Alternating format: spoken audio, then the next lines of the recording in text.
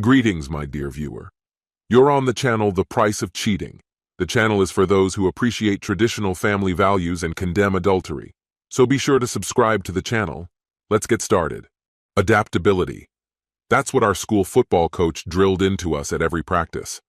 I played defense, specifically as a defender, and the coach emphasized developing two key skills: anticipating the opponent's moves and constantly tracking their position on the field. The main secret to a strong defense is knowing what will happen before it does. While I wasn't the star of the team, I performed well enough to earn a full scholarship to a Division III college, where I decided to study business. Margaret entered my life during my junior year. She was a cheerful redhead with a little extra weight, and her bright personality instantly drew attention. We were paired for a project that semester, and, as often happens, things between us developed naturally. Soon, we became more than just study partners, and by the summer after graduation, we were married.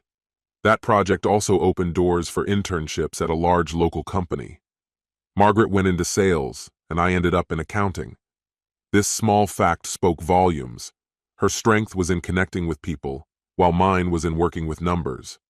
Together, we embraced our roles as parents to 3 daughters, eventually letting go of the dream of having a son after our 3rd child was born. Just over a year ago, our youngest daughter left for college, and the house emptied after 29 years of constant commotion. The silence was particularly noticeable during meals, both breakfast and dinner. After a week of this strange quiet, I decided we needed a change. I planned a trip for Margaret and me to the mountains, hoping it would be the perfect break from our routine. Since we both loved country music, I thought we could attend a concert, perhaps of a rising star or a seasoned musician on tour. Hiking through mountain trails covered in autumn leaves would give us a chance to try out our hiking boots, and a cozy cabin with a huge bed might rekindle the spark between us. The trip turned out to be exactly what we needed.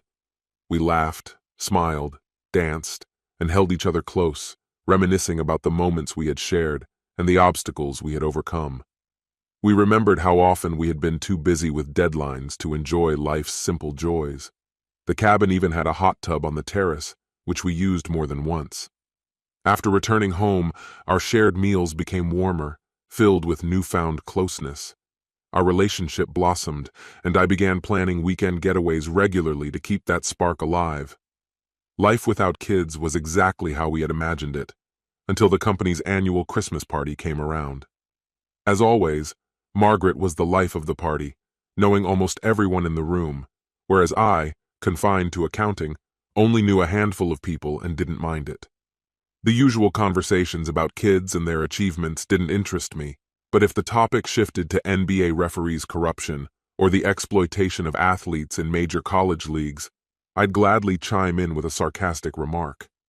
At such corporate events, Margaret and I usually went our separate ways, only to reunite later for a drink or light conversation. But this year, something felt off.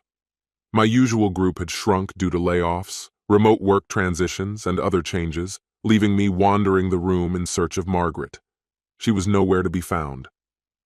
Eventually, I bumped into Isla, one of her colleagues, and asked if she had seen who Margaret was with at the moment. "Have you seen Margaret recently?" I asked, noticing how her expression changed. Her gaze briefly dropped before she quickly looked away. "No, I haven't seen her," she quietly replied. "She was here with Joe and Richard not too long ago. Joe Masters, her boss, and Richard, a colleague."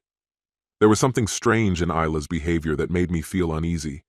But before I could think more about it, all 3 of them entered the room, laughing and chatting easily, still in their work suits, drinks in hand.